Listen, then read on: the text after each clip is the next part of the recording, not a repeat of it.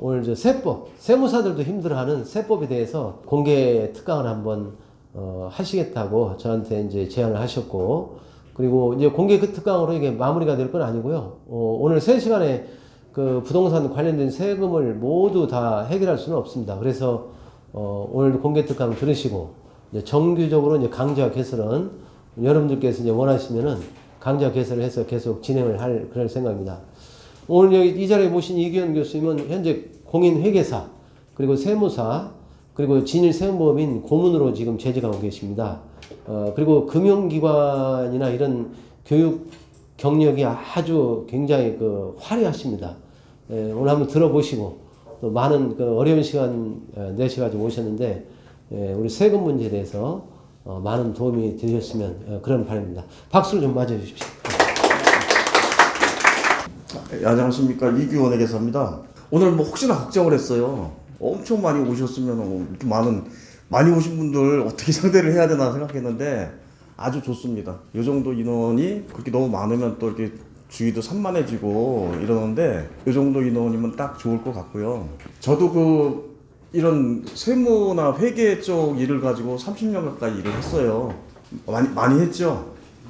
많이 했을 거면 30년 정도면 웬만하면 뭐 해도 전문가가 된다고 하는 수준이니까. 강의는 제가 많이 했었어요. 강의는 한 20년 했는데 저는 주로 은행 쪽에 있어서 한국금융연수원이라고 거기 은행들이 출자해서 만든 삼청동에 있는데 거기 가서 은행원들 교육을 많이 시켰었습니다. 과목은 지금 제가 공부하는 이런 상속증여라든가 부동산 세금 이런 거는 주로 은행 직원들, PB 직원들이 VIP 고객들 상담해주고 컨설팅 해주는 그런 거를 하는 직원들을 제가 교육을 주로 시켰고요. 저도 주로 이제 그런 일을 현재는 그런 일을 많이 하고 있고요. 저도 이제 한 30년 이 일 했으니까 실무적인 일은 이제 잘 안 되겠죠. 잘 안 되고, 첫째, 저도 죄송합니다. 나이 조금 먹다 보니까 눈이 안 보이고 머리가 아파갖고 실무적인 일은 못 하겠더라고요. 그래서 이제 할 수 있는 게, 제가 이제 요새 상속, 증여, 부동산 해서 이런 거를 세법에서는 재산세제라고 합니다. 그러니까 재산을 주로 다루는, 그 다음에 이제 우리가 이제 직장 다니면서 받는 급여에 대한 연말정산, 이런 것들은 우리가 뭐라 그러냐면 소득세제라고 그래요. 소득세제. 그러니까 소득세제 쪽이 아니라 저는 좀 연세가 좀 있으신 분들 재산 관리하는 거 이거에 대해서 제가 주로 강의를 많이 하고 컨설팅을 많이 하고 실무적인 일을 많이 하고 있습니다. 지금 제가 3시간을 할 건데요. 이 3시간 동안 말 그대로 제가 제목은 세무사들도 포기하는 양도세 이렇게 제목은 달았지만 3시간 동안에 제가 진짜 한 1000분의 1도 소화를 못 시킬 거라고 생각을 합니다. 제가 오늘은 공개 강좌이기 때문에 주로 하는 게 뭐냐면 우리가 일상적인 이런 생활을 하면서 알고 있으면 나한테 재테크 팁이 되는 내용들, 그런 내용들을 위주로 갈 거고요. 보다 정확한 내용, 이런 것들은 말 그대로 정식 책이나 교재를 만들어 가지고 해야 되는 거기 때문에 이런 거를 공개 강좌 때 3시간씩이나 한다는 얘기는 그거는 말이 안 되는 얘기고요. 제가 오늘 쭉 3시간 동안 할 수 있는 내용은 우리가 이제 생활하면서 우리가 지나치기 쉽고 신경 안 쓰고 넘어갈 수 있는 이런 것들을 좀 되짚어 보고 앞으로 다른 거 아니래도 이런 거 보시고 기억을 하셨다가 나중에 이제 그때 써먹으시라고 그런 재테크 팁에 대해서만 3시간 하는 걸로 하겠습니다. 1페이지 부동산 취득세. 우리가 부동산을 취득을 하게 되면 일단 어떻게든 내가 돈을 주고 잔금을 치르고 넘겨왔으면 소유권을 넘겨와야겠죠. 우리가 그래서 보통 부동산을 취득하고 잔금 치르게 되면 취득이 된 건데 보통 취득세와 등록세를 낸다고들 알고 있었을 겁니다. 근데 현재 취득세와 등록세 중에 없어진 세금이 뭐예요? 등록세가 없어졌죠. 네. 이거 2006년부터 취득세 등록세가 2011년부터 취득세 등록세와 합쳐서 취득세로 바뀌었어요. 그렇다고 등록세가 없어진 거 아니에요. 등록세는 그냥 말만 세제 세목들 간편화 시킨다고 취득 등록세를 합쳐서 취득세로 했을 뿐이지 옛날에 취득세 매기고 등록세 매기는 거 똑같이 매깁니다. 세율 자체가 그러니까 통합이 된 세금이라고 하는 거하고 2006년부터 이 취득세 등록세가 그 전에 아마 그 기억하시는 분들 계실 거예요. 2006년도 전에 취득했을 때는 취득세 매기는 기준이 시가 표준액이라는 게 있었어요. 그거는 실거래가에 대비해서 한 50에서 60% 되는 아주 낮은 가격. 심심치 않게 우리 청문회 같은 거 할 때 보통 나오잖아요. 그 뭐 장관들 옛날에 뭐 너 3억 주고 샀는데 왜 1억에 취득세 신고했냐 탈세 아니냐. 그게 아니라 그거 맞아요. 2006년도 1월 1일 되기 전까지는 3억을 주고 샀어도 3억으로 매기는 게 아니라 취득세는 1억이라는 기준시가 갖고 매겼기 때문에 그는 그때 법적으로 어쩔 수 없는 겁니다. 그래서 2011년부터 취득세로 일원화됐을 뿐이지 그 취득세 안에는 종전에 등록세까지 같이 들어가 있다.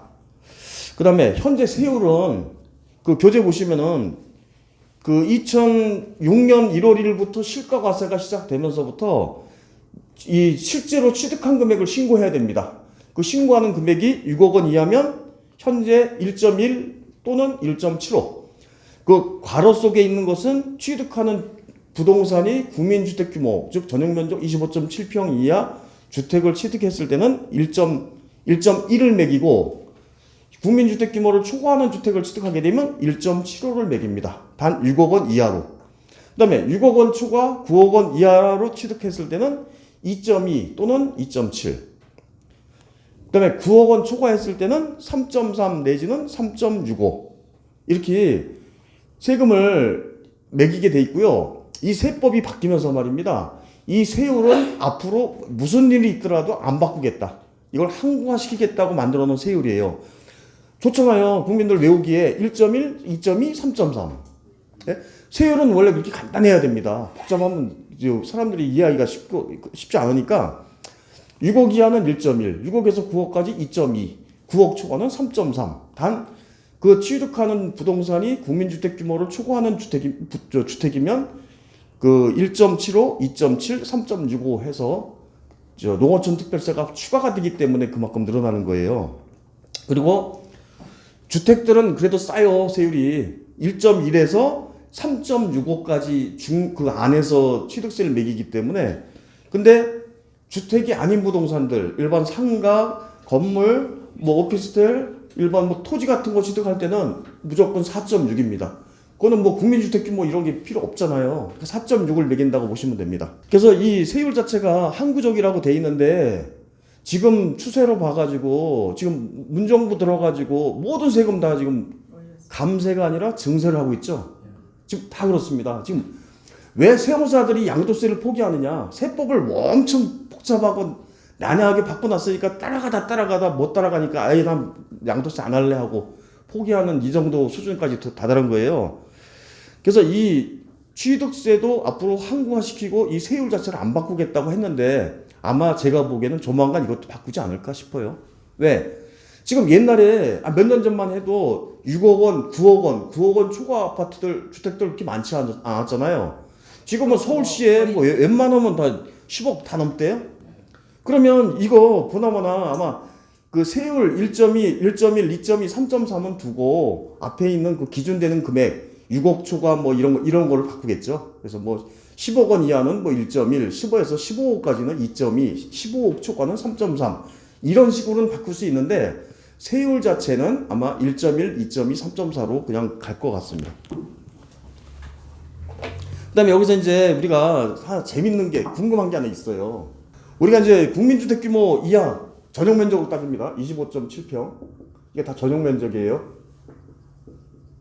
그다음에 74평. 뭐 이 다음에는 뭐 집 짓기 나름이겠죠. 뭐 170평, 180평도 만들 수 있으니까 전용으로.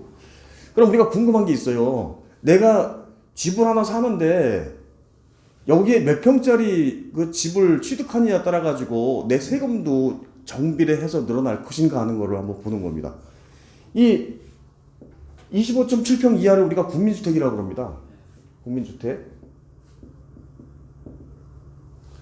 그 다음에 25.7평 초과 74평, 전용면적 74평 여기를 일반 주택이라고 그래요, 보통. 일반 주택. 74평 넘는 거. 호화주택? 네, 호화주택이라고 신문에 기사가 나오는데 우리가 세법상 용어로 보면 고급주택이라고 합니다. 고급주택. 고급주택, 호화주택. 그다음에 우리가 양도세 따질 때 거기도 이 9억 초과가 나오는데 양도세법 쪽에서 세법 쪽에서는 고급이라고 안 부르고 고가주택이라고 합니다. 고가주택. 이게 소득세법. 요거는 지방세법. 이 아시겠지만 소득세법은 국세입니다. 국세. 세무서에서 매기는 세금이고 이 지방세는 구청에서 매기는 지방자치단체에서 매기는 세금이에요. 그러면 우리 국민들 입장에서 봤을 때 왜 세법에 국세는 고가주택이라고 그러고 지방세법에서 고급주택이라고 그러냐? 그러니까 일원화시키자. 얼마나 좋습니까? 고가주택 그러면 어디든 고가주택이니까. 근데 이거 일원 안 시키는 게 뭐냐? 여기는 어디입니까? 국세는 국세청 위에가 기획재정부인가요? 기재부고 여기는 행정안전부인가 거기에요. 부서가 다르니까 서로가 그럼 네가 나한테 맞춰 아니면 네가 나한테 맞춰. 그래서 이거는 고가주택 고급주택은 세법에 따라서 이거는 그 국세 쪽 양도세 쪽에서 따지는 거고 요것은 지방세법상에 그 따지는 거다라고 이렇게 알고 계시면 될 것 같아요. 그러면 이 국민주택 규모 이하를 취득할 때는 그러면 우리가 정부에서 말입니다. 국민주택과 일반주택과 고급주택이 있을 때 세금을 혜택을 주고 좀 세금을 중과한다 그러면 어느 쪽에다가 세금 혜택을 많이 줄까요? 여기겠죠, 여기. 여기는 아시겠지만 세율도 제일 싸요. 1.1. 요 설령 국민주택 규모인데 6억 원이 넘었다 하더라도 그 1.75 뭐 이 정도 보니까 세금이 쌉니다. 1.1 아니면 1.75.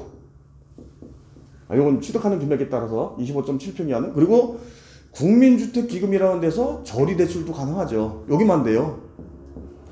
그럼 일반주택을 따지기 전에 여기는 정부에서 여러 가지 혜택을 줄 것이고 그럼 고급주택 사는 사람들은 어떻게 할까요? 세금을 많이 매겨야 되겠죠. 중과세를 매기겠죠. 중과세. 그러니까 이것도 아니고 이것도 아닌 일반주택은 제일 마지막에 설명드리면 돼요. 왜냐면 이것도 아니고 이것도 아니다. 그러니까 이거 설명드리면 되죠. 고급주택. 과연 고급주택을 취득하는 사람들한테는 얼마만큼 세금을 매길 것이냐. 일단 고급주택이 뭔가 하는 것부터 보겠습니다. 지방세법상 고급주택의 범위. 쉽게 말씀드려서 단독주택은 건물이 150평, 건물이 100평. 이거는 주차장 면적은 제외하고 순수한 건물 면적 말하는 겁니다. 건물 면적이 100평 초과하고 건물 시가 표준액이 9천만 원 초과하는 걸 고급주택이라고 그럽니다. 이거 만약에 이런 주택 사시는 분들 취득세 중과 들어가요. 또는 대지 면적이 200평 초과하고 건물 시가 표준액이 9천만 원 초과. 여기서 건물 시가 표준액 9천만 원은 아무것도 아니에요. 서울에 있는 집이면 다 기준 시가 표준액 다 9천만 원 넘습니다. 그러니까 중요한 거는 단독주택을 사실 때 깔고 있는 땅이 100평이 넘느냐, 아니 깔고 있는 땅이 200평이 넘느냐, 또는 건물이 100평이 넘느냐, 이러면 고급주택에 들어간다는 거죠. 그 다음에 세 번째, 토지가 200평 또는 건물이 150평 초과하고 건물 시가표준액이 6,500만 원 초과되면서 세법상 특정하게 지정된 지역 안에 있는 주택들이에요. 이건 보통 별장이라고 그러고요.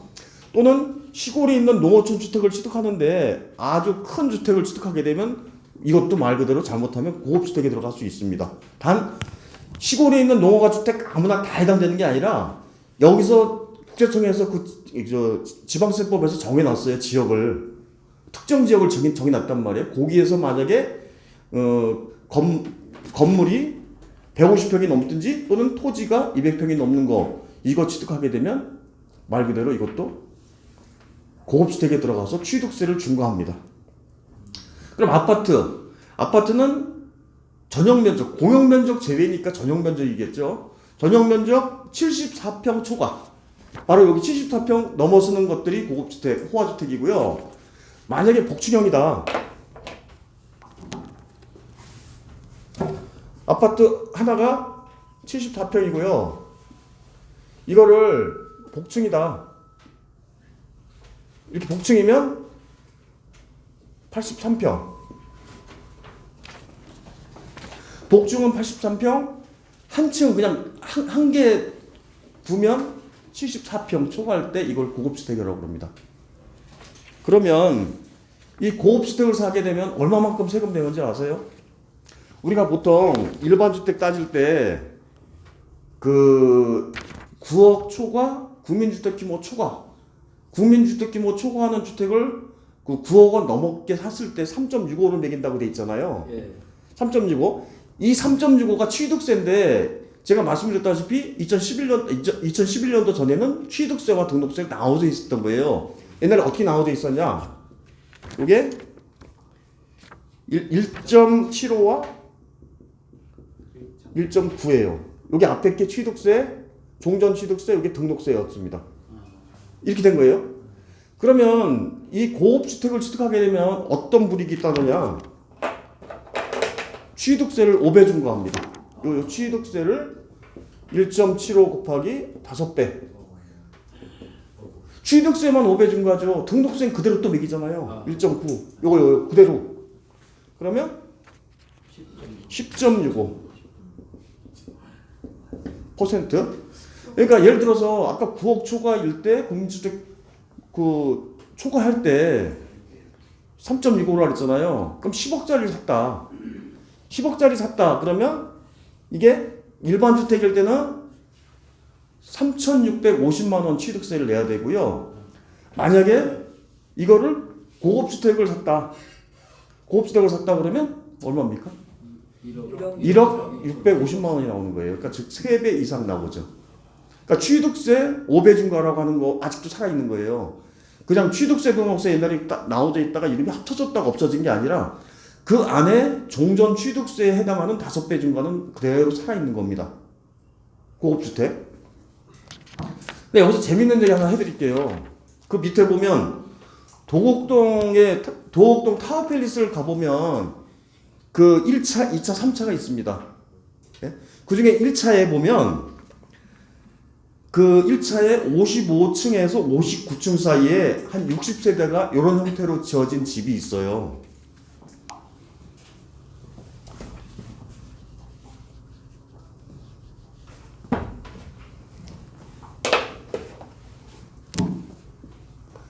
요게 복층 형식으로 이렇게 돼 있습니다. 이게 32평, 요게 92평. 이 전용 면적은 74평 안 되는 거예요. 이게 주상복합이잖아요, 여기 타워팰리스가. 그래서 처음에 이렇게 해서 이거를 만약에 터버리면 이거 복층형으로 봐갖고 중과되죠. 취득세 중과됩니다. 그때 말 그대로 분양가가 10억일 때 말 그대로 1억을 취득세를 중과당했단 말이에요. 이거 지은 곳이 어디입니까? 삼성이잖아요. 삼성 머리 막 잘 굴렸겠죠? 어떻게 굴렸느냐? 바로 이 방법을 쓴 겁니다. 이걸 닫아요. 닫아가지고 이 수분형자들한테 그렇게 광고를 하는 거예요. 야, 이거 취득세 5배 중과 안 당하고도 이거 이런 큰 124평짜리 아파트를 취득할 수 있는 기회가 있다. 이거를 광고를 한 겁니다. 어떻게 했느냐? 요거를 아들이 사고 요거를 아버지가 사라. 그리고 니들이 사놓고 난 다음에 여기 살짝 터라. 그럼 니들이 튼 거다. 내가 터준 게 아니, 건설회사가 아예 터서 분양한 게 아니라 나는 두 채를 팔았다. 이렇게 막힌 상태로 두 채를 팔아가지고 그 광고만 분양할 때만 요거는 손님들한테 그렇게 광고한 거예요. 요거요 아드님한테 아들님 명의로 사시고 요거는 아버지 명의로 사세요. 그리고 두 분이 합의 봐서 텄다고 하세요. 그러면 이거는 중과를 안 당하는 거예요. 처음에 출입문은 어떻게 해요? 각각 있어요. 여기 각각 있어요. 여기 출입문 있고 여기 출입문 있고 여기 화장실 2개 있고 화장실 2개 있고 각각 다 달라요. 다르게 돼 있어요. 그러니까 사가지고 그 두 사람이 부자가 사가지고 이걸 터서 자기들이 복층형을 만든 거기 때문에 중과는 안 되는 겁니다. 이렇게 해서 동아일보에 그때 이게 2001년도인가 아마 부장이 됐을 거예요. 그때 그 동아일보에 이런 게 그 어떤 가심란에 나왔었어요. 야, 대한민국의 삼성 건설사업본부에서 머리 써가지고 세금 포탈했다.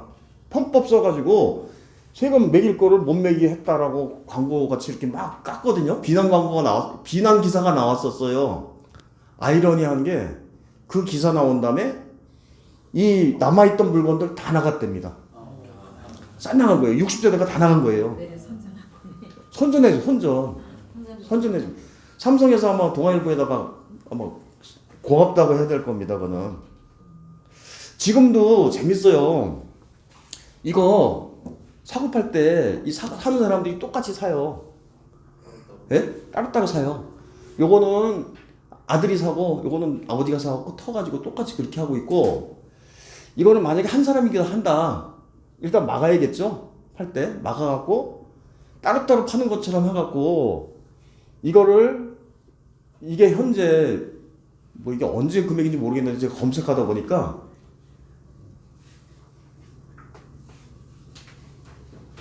이 두 개가 매매를 따로따로 할 때 이게 12억인가 팔고 이게 75억에 팔고 뭐 이렇게 한다 그러더라고요. 예? 그러면 이거 먼저 팔고 이게 2주택이니까 이거 분리시켜 놨으니까 2주택일 거 아닙니까? 그럼 요 먼저 파는 12억에 대해서는 50% 아니다. 기본세율의 10%만큼 중과세를 매겨요. 이따 설명드리겠지만 요건 중과를 먹고 나머지 요거 팔 때는 요거 먼저 팔아치웠으니까 요거는 1세대 1주택이니까 세금을 덜 내고, 이래서 세금을 줄이는 방법으로 말 그대로 좀 돈이 좀 있으신 분들이 요거를 대물림 해갖고 요거는 고분들한테만 이렇게 파신다고 하더라고요. 근데 이제 이거를 갖고 있으면은 1년에 드는 유지비용이 한 1억이 들어간답니다. 네? 재산세, 종부세 뭐 이런 거 따져가지고 종합부동산세 따져가지고 한 1억 정도가 들어간대요, 비용이. 그러니까 뭐 말 그대로 그들만의 리그 뭐 이런 거 아닙니까? 그들만의 세상? 그 취득세 5배 중과가 당해도 좋으니까 이런 집에서 한번 살고 싶지 않으세요?